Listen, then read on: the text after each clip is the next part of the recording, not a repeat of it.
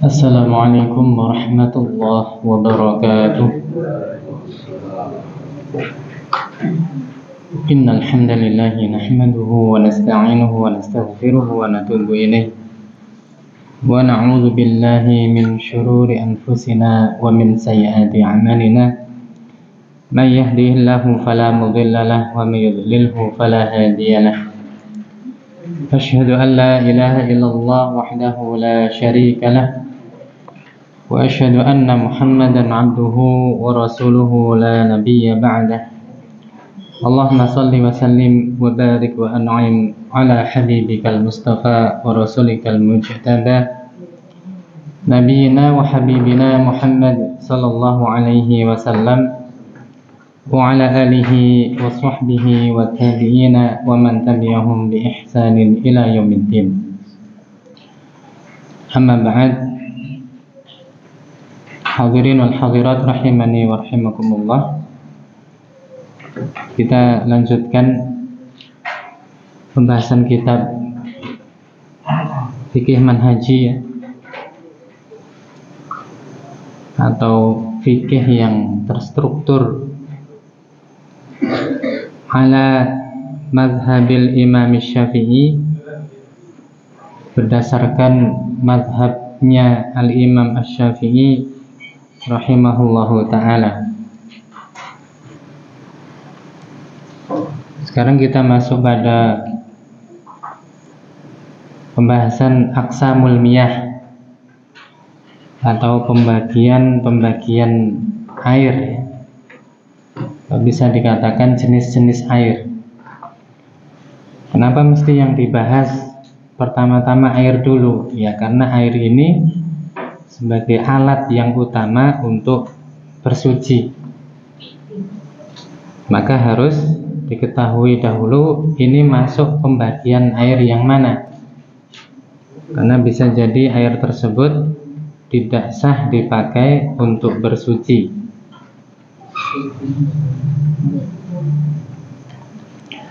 Wa tanqasimul miyahu ila arba'ati aqsamin. Air dibagi menjadi 4 bagian. Tohirin, mutahhirin, suci, mensucikan. Jadi dia sendiri suci dan dia ada kemampuan atau kekuatan untuk mensucikan yang lain. Wa tohirin mutahhirin makruhin. Yang kedua, suci, mensucikan tapi makruh dipakai untuk alat bersuci meskipun dia suci dan mensucikan. Wa tahirin ghairi mutahhirin, dan suci tapi tidak mensucikan. Wa mutanajisin, yang keempat mutanajis, ya, air yang mutanajis, yang sudah terkontaminasi oleh najis. Jadi ada 4 ya, air itu suci dan mensucikan. Yang kedua, suci dan mensucikan tapi makruh. Yang ketiga, suci tapi tidak mensucikan. Yang keempat, mutanajis, dan ini jelas dia sendiri najis dan tidak bisa dipakai untuk bersuci. Kita bahas yang pertama, at-tahirul mutahhiru, suci dan mensucikan. Huwal ma'ul mutlaqu al-baqi ala wasfi khilqatihi allati khalaqahu Allahu 'alaiha, yaitu air yang mutlak, biasa disebut sebagai air mutlak. Kalau air mutlak berarti kebalikannya air apa? Air mutlak kebalikannya air apa? Air mineral, air muqayyad ya. Pokoknya kalau dalam istilah fikih mutlak itu kebalikannya muqayyad. Kalau umum berarti kebalikannya khas atau khusus. Jadi dia lawan dari air muqayyad. Air muqayyad itu yang bagaimana? Yang penyebutannya tidak bisa dipisahkan. Misalnya air teh, air kopi, air sabun, ya, itu nggak bisa dipisahkan, nggak bisa dikatakan air sendiri, nggak bisa. Disebut sabun sendiri ya nggak bisa. Jadi penyebutannya harus digandengkan atau dirangkaikan. Beda dengan air sumur. Air sumur itu cuma keterangan tempatnya saja, itu air yang diambil dari sumur. Tapi kalau dia nanti dipisahkan dari sumur itu sendiri, maka bisa air ya air gitu. Air laut juga seperti itu. Jadi kalau dia diambil, ya dikatakan sebagai air itu sudah cukup.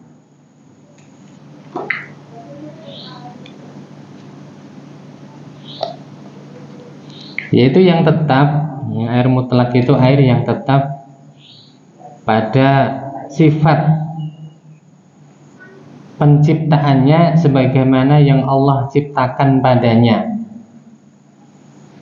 Meskipun nanti kalau air laut itu ada asin-asinnya, tapi kan Allah memang ciptakan seperti itu. Maka dia tetap dikatakan sebagai air mutlak, bukan air garam, enggak. Meskipun air laut itu asin, ya memang Allah ciptakan seperti itu. Atau air payau, ya. Jadi yang dia tetap pada penciptaannya sebagaimana yang Allah ciptakan. Wala yukhrijuhu an kaunihi ma'an mutlaqan taghayyuruhu bituli muqsin. Dan tidak mengeluarkannya dari keadaan air mutlak dengan perubahan atau berubahnya dia karena sebab menetap atau dalam waktu yang lama. Jadi dia diwadahi dalam waktu yang lama. Meskipun nanti ada perubahan karena sudah lama di situ, menetap di situ. Au bisa babi turabin, atau karena sebab kemasukan debu atau tanah. Au tuhlubin wa huwa syai'un akhdara ya'lul ma'a min tulil muqti, atau karena sebab tuhlub. Tuhlub itu sesuatu yang warnanya hijau ya, yang biasanya ada di permukaan air karena air tersebut sudah berada di situ dalam waktu yang lama, kayak ada lumut-lumutnya itu, ya. Itu sebenarnya juga tumbuhan, cuma kan kecil. Jadi air itu kalau sudah menetap pada waktu yang lama biasanya permukaannya ada warna-warna hijau. Itu enggak masalah. Au taghayyuruhu bisa babi maqarrihi au mamarrihi ka wujudihi fi ardhin kibritiyah.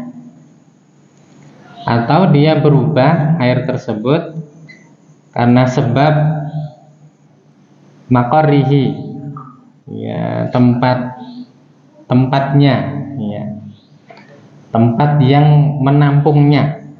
Jadi sebabnya bukan di air itu sendiri, tapi sebab karena tempatnya. Atau tempat di mana dia lewat. Jadi misalnya air itu mengalir melewati satu tempat yang itu menyebabkan air tersebut berubah.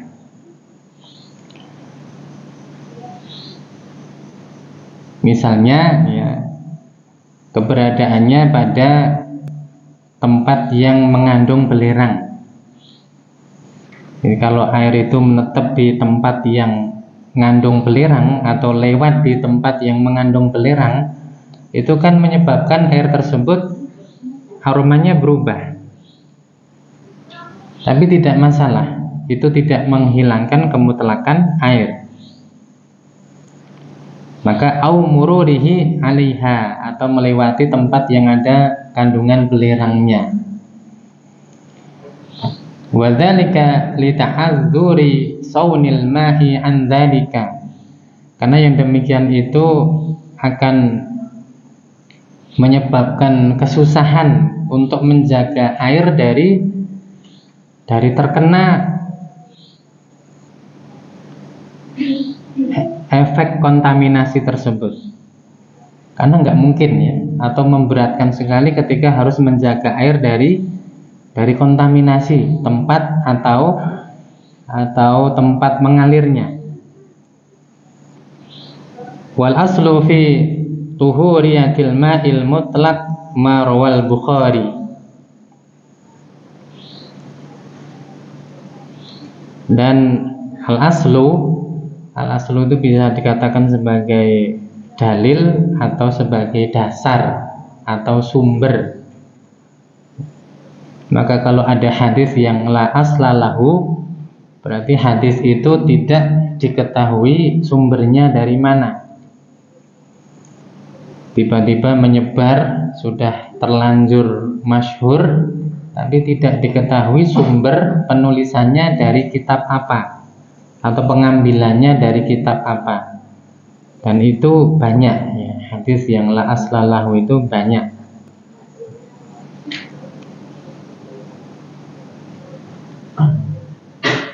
Di tahqiqnya Al-Imam Al-Iraqi pada kitabnya Al-Imam Al-Ghazali itu apa namanya? Ihya Ulumuddin itu ada sekitar 900-an hadis yang la asla lahu. Ya wallah alam, mungkin Al-Imam Al-Ghazali menuliskannya secara makna, atau bisa juga memang beliau keliru, bisa ada sekitar 900 hadis yang la asla lahu, tidak diketahui sumber asal usulnya. Jadi dalil akan kesucian air mutlak yaitu apa yang diriwayatkan oleh Al-Imam Al-Bukhari rahimallahu taala dan yang lainnya, an Abi Hurairah radhiyallahu anhu, dari Abu Hurairah radhiyallahu anhu, qala, ia berkata, qama a'rabiyyun, seorang Arab Badui.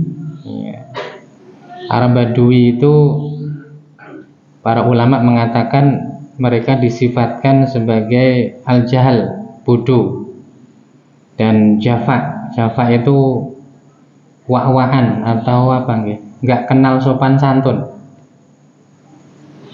Itu orang Badui.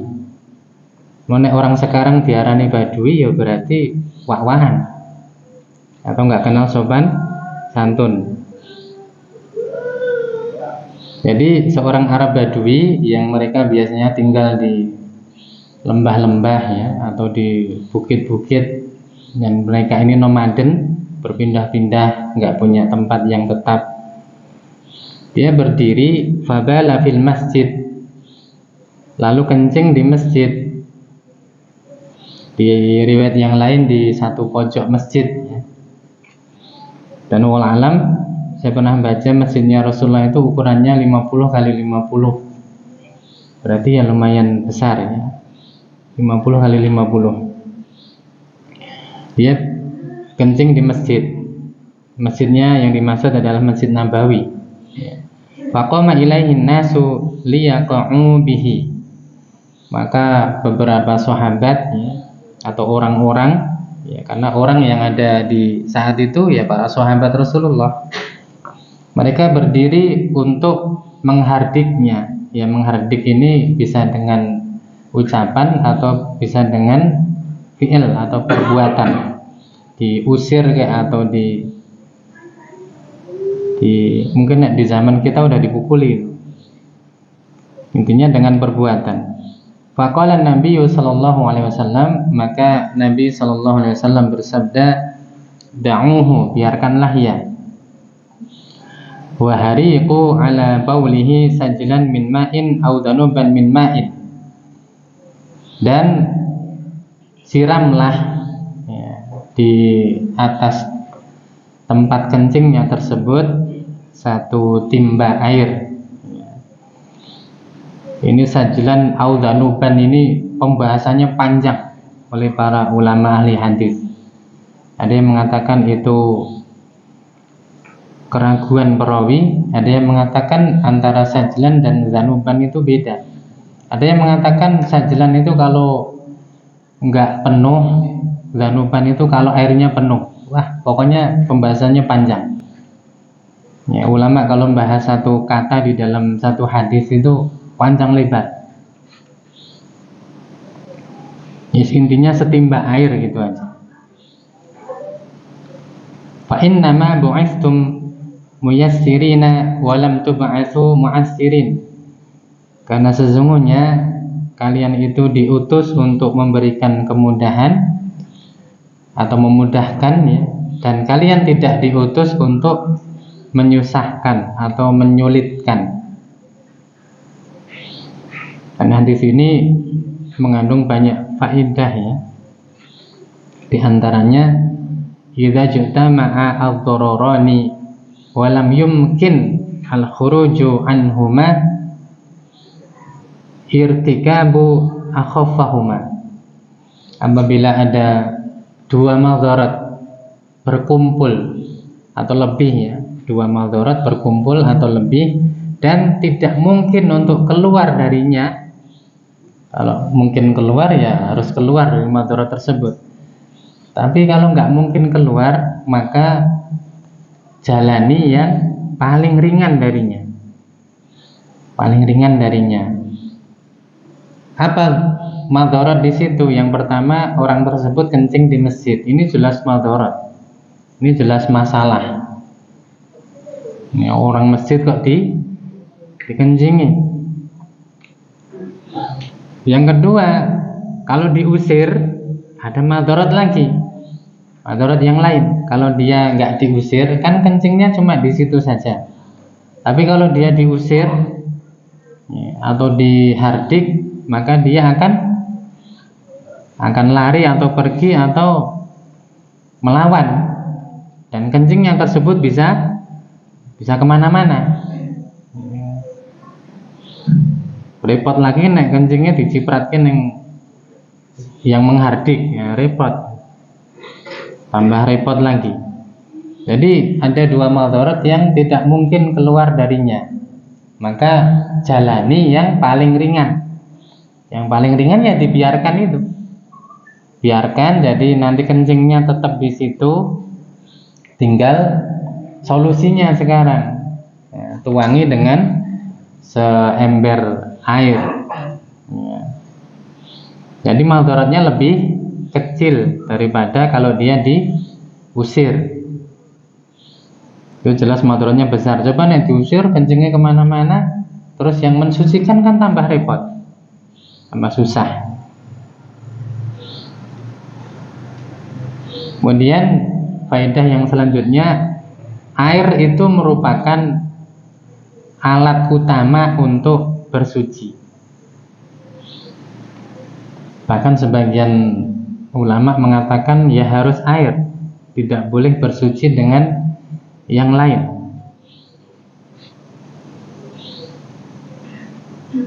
Kalau dalam mazhab Hanafi kan boleh bersuci dengan apa-apa yang bisa menghilangkan najis tersebut, misalnya air pohon yang berair misalnya, itu nanti dipakai untuk bersuci bisa. Ya. Tapi mayoritas ulama nggak bisa bersuci itu harus dengan air. Jadi nanti kalau ada kain yang dia dijemur dalam waktu yang lama, yang dahulunya ada bekas kencingnya, terus bekas kencing tersebut hilang sama sekali, ini suci apa enggak? Ya. Kalau jumhur ulama kan harus dicuci dulu dengan air. Kalau cuma dijemur terus hilang nggak bisa, karena alat utamanya air. Alat utamanya itu air. Tapi kalau dalam mazhab Hanafi, dan ini dirojihkan Syekhul Islam Ibnu Taimiyah, selama najis itu hilang dengan cara apapun, misalnya dengan dijemur di bawah matahari dalam waktu yang lama, kemudian sifat-sifat dari najis tersebut sudah hilang, maka sudah cukup. Sudah cukup. Ya, kadang kita dalam keadaan tertentu ya harus lari ke mazhab Hanafi. Kadang. Kenapa? Kan jenengan di spring bed nek kudu dicuci, misalnya kena ompol, harus dicuci, ya bubar, rusak nanti. Maka ya wes pakai mazhab Hanafi, dijemur, jemur sampai zat najisnya itu hilang. Ya kadang memang kita harus seperti itu. Karena terlalu saklek dengan satu mazhab itu juga memberatkan.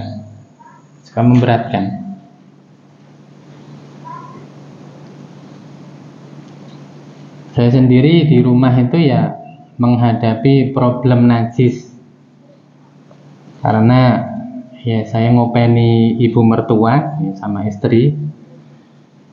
Ya namanya ngopeni orang sepuh ya, itu problem utama itu najis. Yang sudah ngalami ngopeni orang sepuh, dan nanti kita mungkin ya sepuh ya diopeni, itu problem utamanya najis.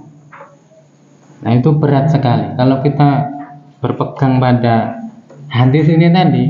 Najis itu harus disiram dengan air yang mengalir, kemudian setimba ya. Karena dari hadis ini ulama mengatakan kencingnya seseorang itu volume air yang digunakan untuk menghilangkannya itu 1 timba. Berarti berapa kali lipatnya itu? Ya. Nenek rumahnya jenengan keramik semua, ya mendino ngepel nanti. Ngepel malah kemana-mana najisnya. Jadi ibu mertua saya itu kalau malam kan sering kencing, dan beliau susah untuk ngempet. Akhirnya ya sering ngompol.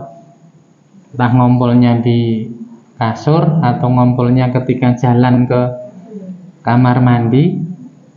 Intinya susah sekali. Jadi kita bangun sholat malam itu biasanya udah curiga kalau ada tetesan-tetesan itu, ini mesti kencing ini. Ya. Dan lebih berat lagi kalau berak. Berak itu karena bersucinya pakai air keran itu, ya namanya bersuci pakai air keran kan malah kemana-mana. Dan kemana-mana, kalau sudah kemana-mana nggak disentor, padahal diinjek di apa, kemudian masuk ke rumah, ya udah. Ya, jadi berat sekali problem najis itu. Jadi kendala tersendiri. Yang sudah pernah ngopeni orang sepuh ya pasti tahu lah.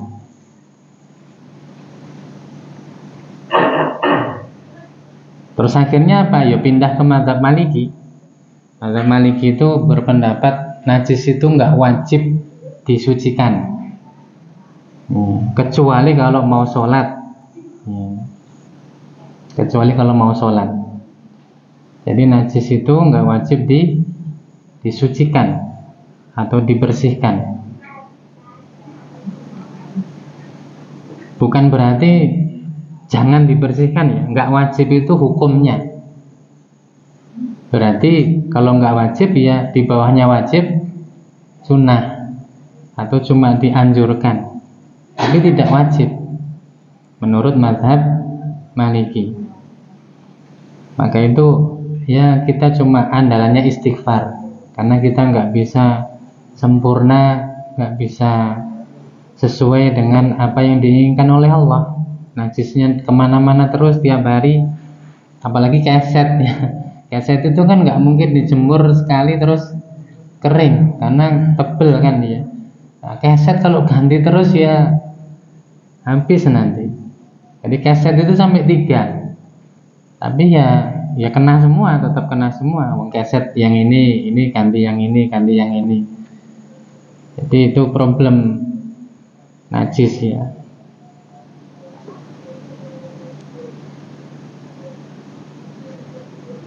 Kemudian kalau ada orang melakukan satu larangan karena jahil, maka dia dapat uzur. Berbeda dengan orang yang melakukan perintah tapi dia jahil, maka nggak ada uzur. Ini kaidahnya berbeda ya. Kalau orang melakukan larangan karena dia jahil, karena dia nggak ngerti, maka dia dapat uzur. Kalau orang melakukan perintah dan dia jahil dalam melakukan perintah tersebut, maka nggak dapat uzur. Contohnya Abu Burdah menyembelih hewan kurban sebelum selesai sholat, karena Abu Burdah ini pengen hewan kurbannya ini yang pertama kali disembelih dari keluarganya. Saking semangatnya nyembelih hewan kurban biar jadi hewan pertama yang disembelih, maka Abu Burdah menyembelih hewan kurbannya ketika waktu sahur. Maksudnya sebelum subuh, burung subuh dibeleh, terus dimasak untuk sarapan. Maka dia nggak dapat uzur, berarti kurbannya tidak sah. Harus diulang. Ini mengerjakan perintah tapi jahil, maka nggak dapat uzur. Beda dengan kasusnya Muawiyah bin Al-Hakam yang ngobrol ketika sholat, karena dia nggak ngerti bahwa ngobrol ketika sholat itu sudah dilarang, maka dia dapat uzur. Sholatnya tidak suruh ngulang, sholatnya sudah sah karena dia ngobrol ketika sholat itu dalam keadaan tidak tahu atau jahil.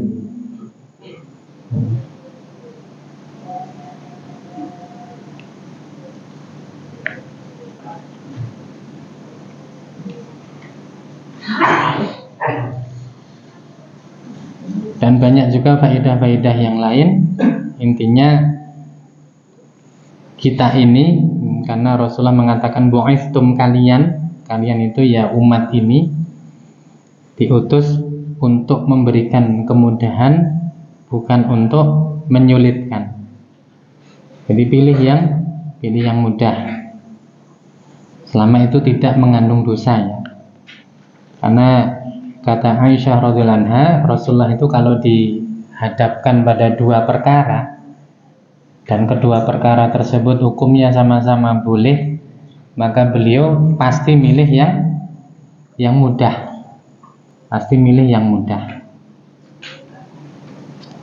Tapi ya itu ada kaidah-kaidah yang lain yang berbeda juga. Jadi kadang orang harus memilih yang berat ya, selama dia mampu untuk melakukannya atau menahannya. Contohnya ya, ketika ada seorang wanita yang epilepsi di zaman Rasulullah ya, itu kan kalau dia sudah kumat itu apa Pak? Ya kumat ya kambuh ya. Kambuh itu kadang atau sering auratnya terbuka, maka dia minta sama Rasulullah agar didoakan biar sembuh. Tapi Rasulullah kasih pilihan, kalau kamu sabar bagimu surga, maka atau kalau kamu pengen sembuh ya aku doakan. Maka wanita tersebut memilih surga, tapi cuma minta sama Rasulullah didoakan biar ketika kambuh itu enggak terbuka auratnya. maka dia milih yang itu. Nah, maka para ulama mengatakan dia milih azimah, dia milih yang berat. Tetap ayan dia, tetap epilepsi, nggak sembuh, karena yang ringan kan yang sembuh. Tapi dia tetap milih itu karena Rasulullah menjanjikan surga. Maka ketika Ibnu Abbas bersama dengan Atha bin Abi Rabah kan muridnya Ibnu Abbas. Ibnu Abbas mengatakan, apakah kamu melihat seorang yang berjalan di muka bumi ini dan dia ahli surga? Maka Ibnu Abbas mengatakan wanita tersebut, karena dia pernah datang di zaman Rasulullah untuk meminta sembuh. Kemudian Rasulullah mengatakan, kalau kamu tetap seperti ini maka balasanmu surga. Cuma dia minta agar didoakan ketika kambuh tidak terbuka auratnya. Karena sebagian riwayat mengatakan kalau dia kambuh itu, tapi ini kasus yang lain ya, ada seorang wanita juga yang kalau dia kambuh itu bergelantungan di kain penutup Ka'bah ini, di kiswah itu. Ya namanya wanita menek ya mesti kan kelihatan auratnya, terbuka auratnya. Fa amru Rasulullah SAW bi iraqatil ma'i ala makanil bauli dalilun annahu fihi khasiyatut tathhir. Maka perintah Rasulullah untuk menuangkan air di tempat yang dikencingi sama orang Arab Badui tadi adalah satu dalil bahwa air fihi khasiyatut tathhir, dia punya kekuatan untuk membersihkan. Ya, dia sebagai alat untuk mensucikan atau untuk membersihkan.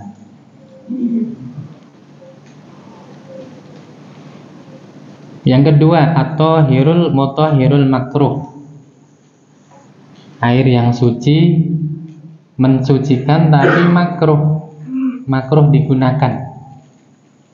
Dan nanti ada syarat-syaratnya ya, ada kriterianya, bukan hanya ini air suci mensucikan tapi makruh. Tapi makruhnya bagaimana, untuk siapa? Ya, itu beda. Wa huwal ma'ul musyammas alladhi sakhanathu syamsu, yaitu air yang musyammas ya, dikatakan sebagai air musyammas yang dia terpanaskan oleh matahari. Wa yushtaratu likarahiyatihi salah satu syurutin, tapi disyaratkan akan kemakruhannya itu dengan 3 syarat. Kalau tidak memenuhi salah satunya, maka berarti bukan makruh, tetap air yang suci dan mensucikan. Wahiyya, yaitu atau syarat tersebut adalah yang pertama, ayyakuna bi biladin harratin, dia berada di negeri yang panas banget, negeri yang mataharinya itu panas banget. Kalau kata para ulama, Indonesia nggak masuk negeri yang panas, meskipun kita kepanasan ya, apalagi nih siang-siang wah panas gitu kan. Tapi menurut para ulama, Indonesia itu belum masuk pada kriteria negeri yang panas. Yang panas itu mungkin ya yang suhunya sampai 50 derajat ya.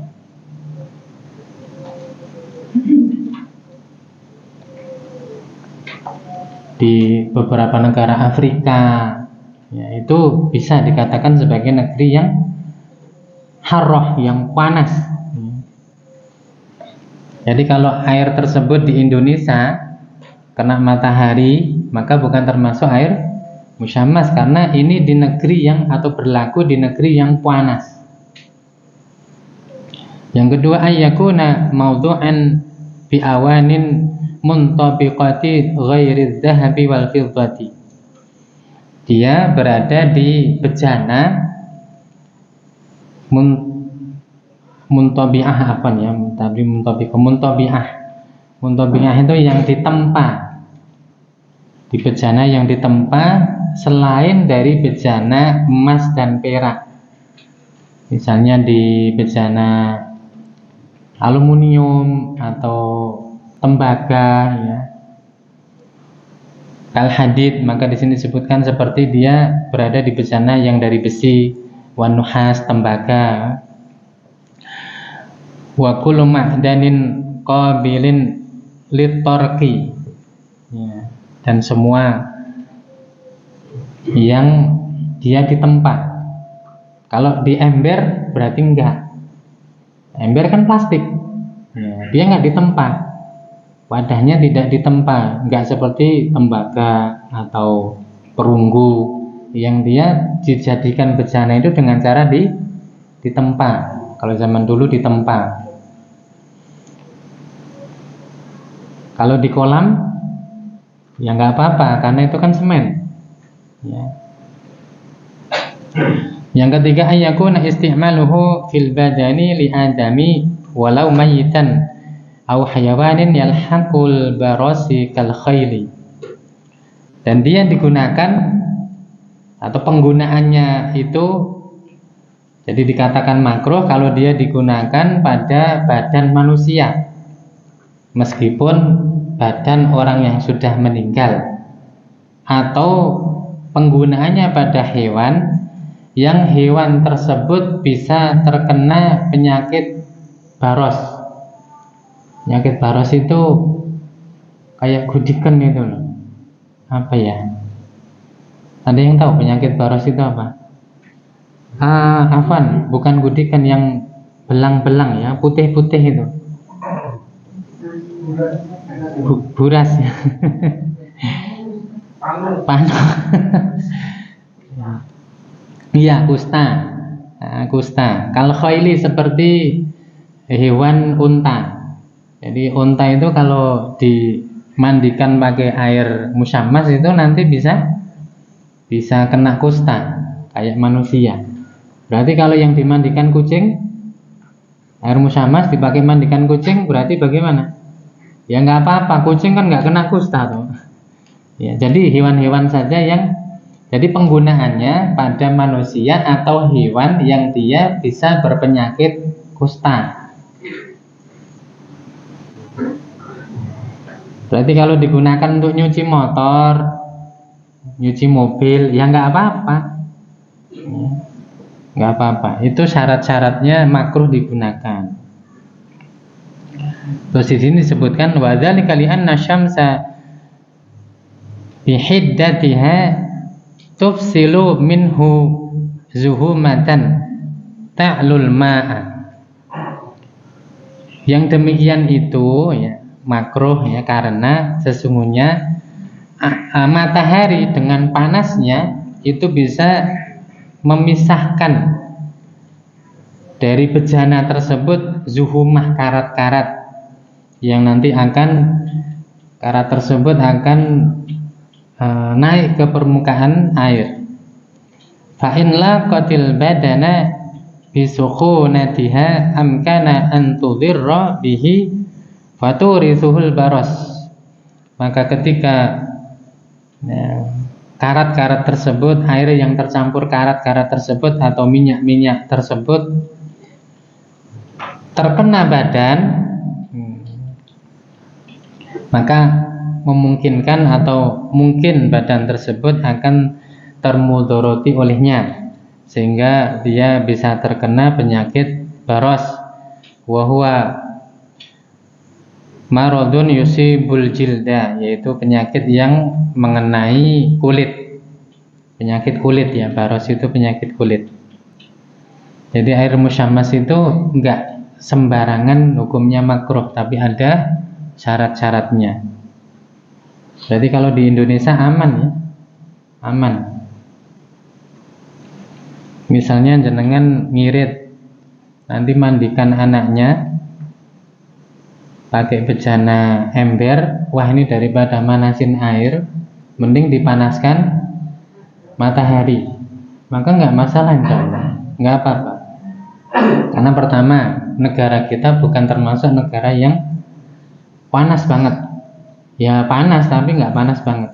Orang-orang luar negeri yang mereka di negara-negara yang lebih panas dari kita kesini nggak masalah, nggak masalah. Jadi tidak terkenal sebagai negeri yang panas. Nah, kita kan tropis ya, cenderung lembab gitu. Yang kedua, bejananya bukan bejana selain emas dan perak yang ditempa, karena kan ember plastik nggak ditempa. Yang ketiga, nah ini mungkin penggunaannya di badan, ya, penggunaan di badan karena untuk mandikan bayi misalnya, ya nggak apa-apa karena tiga syarat tersebut semua harus terpenuhi.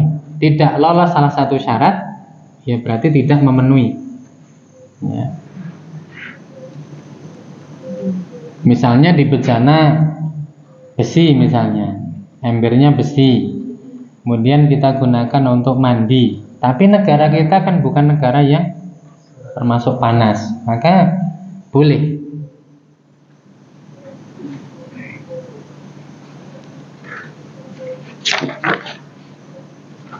Ini kitab segini selesainya kapan ini?